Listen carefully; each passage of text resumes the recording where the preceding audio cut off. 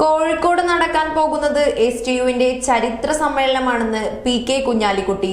പ്രതിനിധി സമ്മേളനത്തിന്റെ online registration ഉദ്ഘാടനം നിർവഹിച്ച് സംസാരിക്കുകയായിരുന്നു അദ്ദേഹം. എസ്.ടി.യു സംസ്ഥാന പ്രസിഡന്റ് അഡ്വക്കേറ്റ് റഹ്മത്തുള്ളയുടെ അധ്യക്ഷതയിലായിരുന്നു രജിസ്ട്രേഷൻ ഉദ്ഘാടനം നടന്നത്.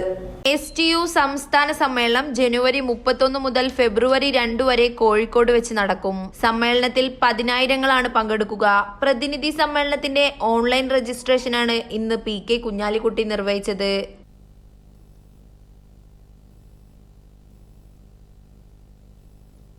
എസ്.ടി.യുവിൻ്റെ സംസ്ഥാന സമ്മേളനം ഫെബ്രുവരി 1, 2 തീയതികളിൽ കോഴിക്കോട് നടക്കുകയാണ്.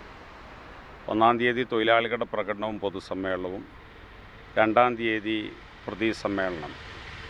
ആ പ്രതിനിധി സമ്മേളനത്തിൻ്റെ ഓൺലൈൻ രജിസ്ട്രേഷനാണ് മുസ്ലിം ലീഗിൻ്റെ ദേശീയ ജനറൽ സെക്രട്ടറി, ഞങ്ങളുടെ രക്ഷാധികാരി കൂടിയായിട്ടുള്ള ബഹുമാനപ്പെട്ട കുഞ്ഞാലിക്കുട്ടി സാഹിബ് എന്നിവിടെ നിർവഹിക്കുന്നത്.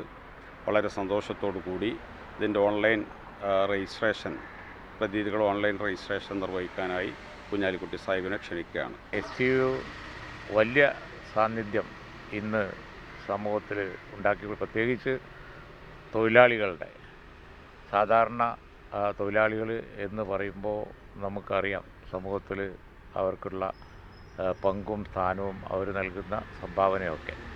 അപ്പോൾ അവരുടെ കാര്യങ്ങൾ ഉറപ്പ് വരുത്തിക്കൊണ്ട് അവർക്ക് വേണ്ടി സംഘടിത ശക്തിയെ ഉപയോഗിച്ചുകൊണ്ട് മുന്നേറുന്ന എസ്.ടി.യുവിൻ്റെ ഒരു ചരിത്ര സമ്മേളനമാണ് നടക്കാൻ പോകുന്നത്. അതിൻ്റെ പ്രതിനിധി സമ്മേളനത്തിൻ്റെ ഓൺലൈൻ രജിസ്ട്രേഷനാണ് ചെയ്യാൻ വളരെ സന്തോഷമുണ്ട്.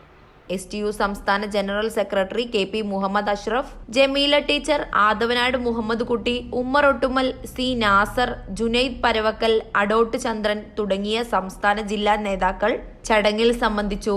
ന്യൂസ് 99 മലപ്പുറം. 35 വർഷത്തെ വിശ്വസ്ത പാരമ്പര്യവുമായി എന്നും എപ്പോഴും കൂടെയുണ്ടെന്ന വിശ്വാസം. Basith wedding mall, Basith arcade, Poongottukulam, Tirur.